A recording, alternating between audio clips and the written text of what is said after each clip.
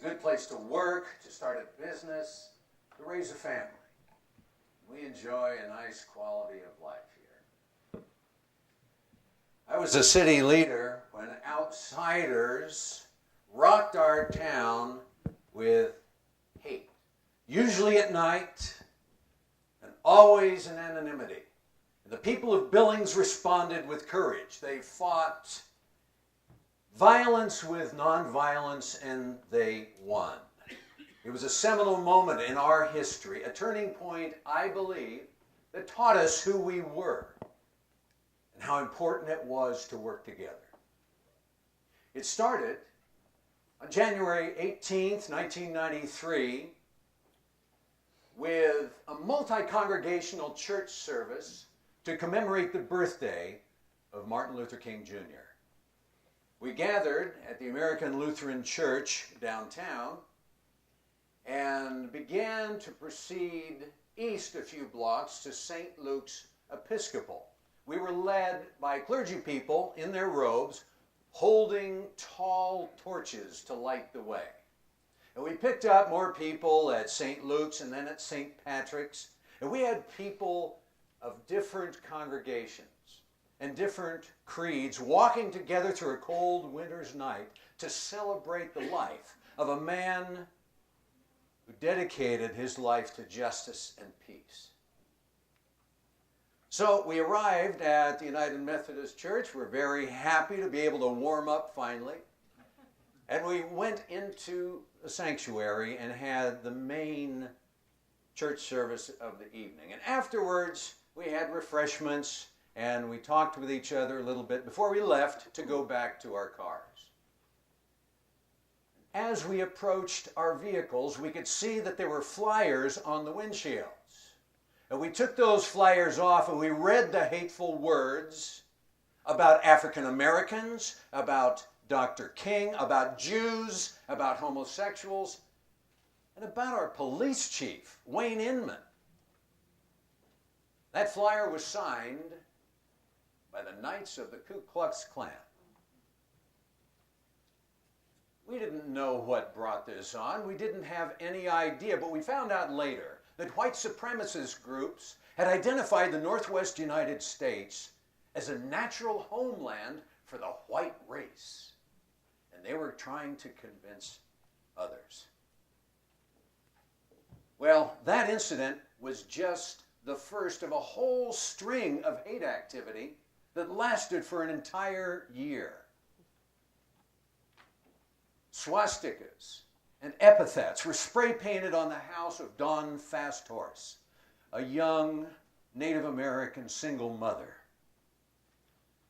Skinheads appeared at the Wayman Chapel, a small, mostly elderly, mostly African American congregation on the south side of Billings. They stood in silence at the back and ignored an invitation to come in and worship with us.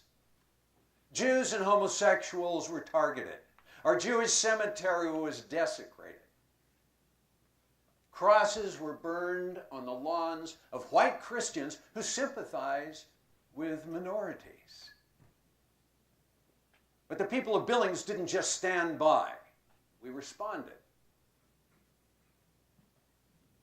Someone called the Painters Union and asked if they could help out, and they came over and scraped and spray painted that woman's house free of charge. And when members of white churches found out that the skinheads had showed up at the Wayman Chapel, they came over to sit with those folks to help ease their anxiety. The Billings Coalition for Human Rights organized Stand Together Billings March. Hundreds of us marched down Pauley Drive on a spring afternoon and ended up on the green at Rocky Mountain College. Early in December, a piece of paving stone was thrown through the bedroom window of Isaac Schnitzer, a young Jewish boy who had put a menorah in his window to celebrate Hanukkah. This assault against the safety of a small child had a galvanizing effect on us. We had to do something. But what? Margie McDonald, at that time the executive director of the Montana Association of Churches, came to an ecumenical meeting one night with a picture of a menorah, and she had made several copies of it. And she passed this menorah out to the 40 or so of us who were gathered there and suggested, actually encouraged us, urged us to take this menorah back to our own churches, make copies of it, and pass them out to members of the congregation so they could take them home and paste them up on their doors and windows to show their support for their Jewish neighbors.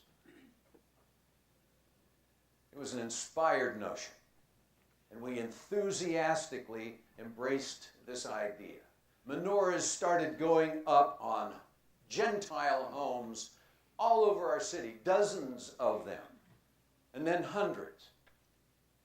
This was not without negative consequence.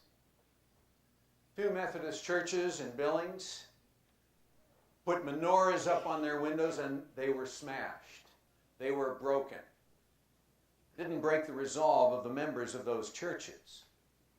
Those menorahs went right back up, and a couple of them stayed for years afterward.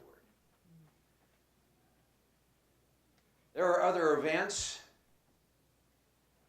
One house with a menorah found $3,000 worth of their Christmas decorations on their front lawn destroyed. But you know what? Menorahs still kept going up on homes and businesses around Billings. Several neighbors on one block had menorahs on their homes. They awoke one morning and found their car windows had been smashed in overnight.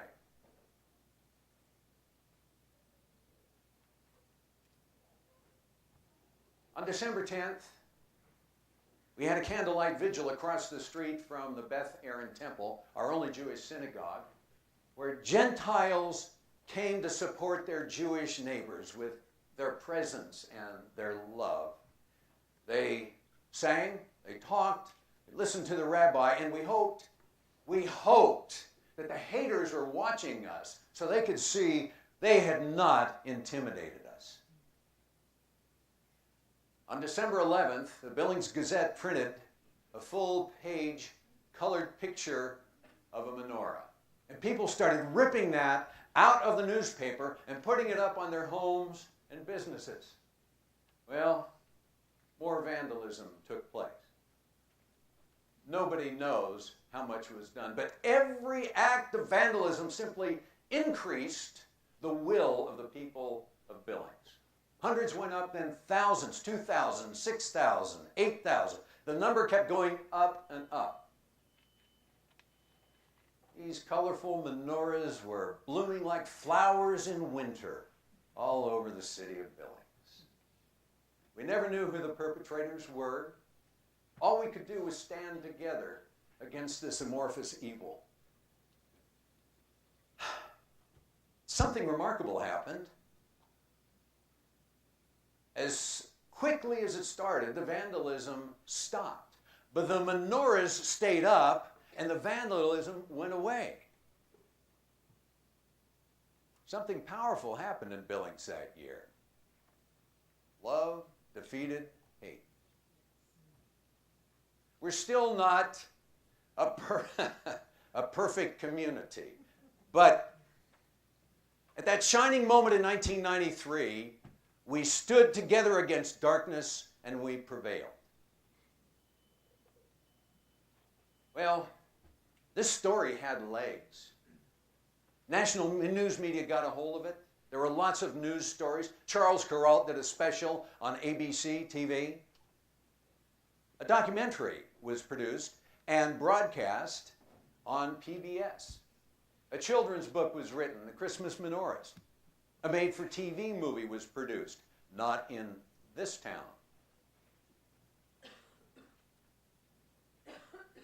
There's an old saying that virtue is its own reward.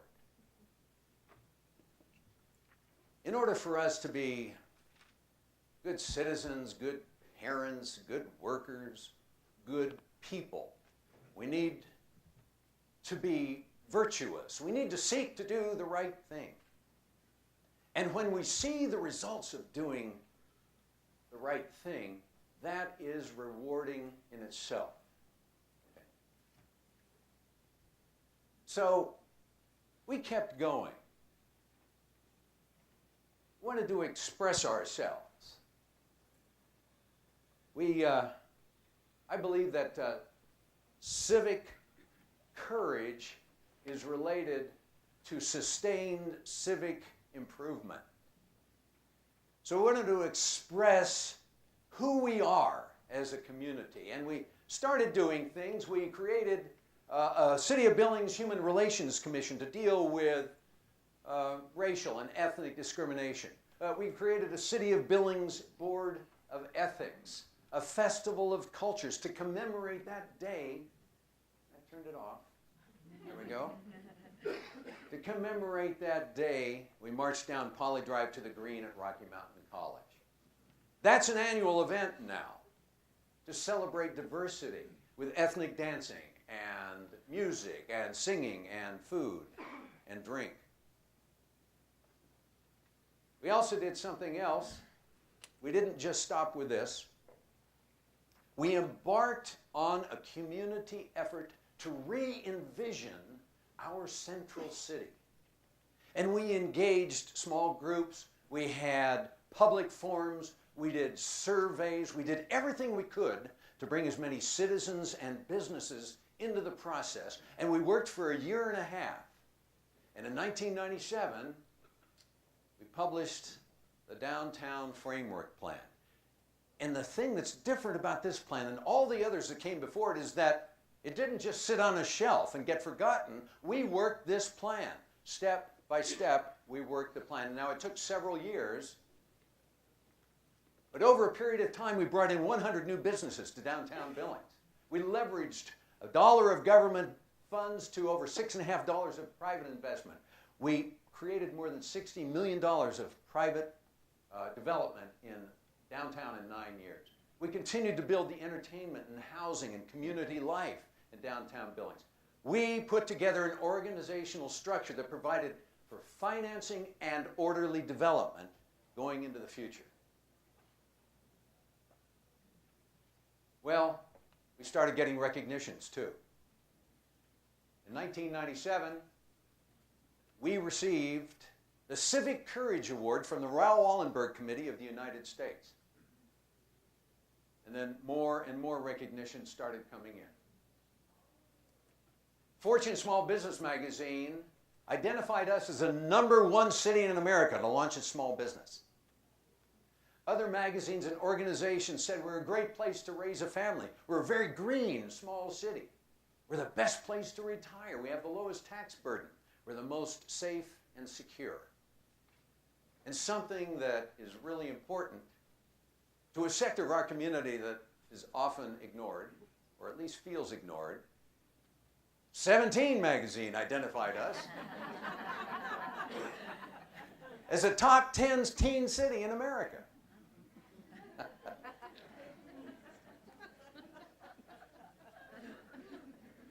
A number of other things happened as we continued to improve our town. We built a $14 million minor league baseball stadium, Dealer Park. Stockman Bank, downtown. The Met Transfer Center for our bus system, which is a LEED Platinum building. The new federal courthouse. Another addition to the wonderful Billings Clinic. And continuing renovation of our historic district on Montana Avenue. And of course, what? This magnificent library that we're sitting in today.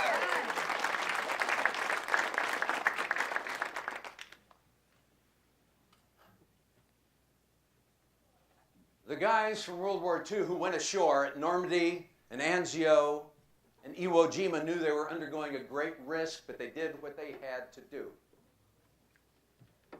And ultimately, they defeated evil, and they exulted in their victory. And then these young victors came back home, and they started their lives, their families, their businesses, their careers, their communities. and they built America into the greatest nation the world has ever known. Well, in a very small way,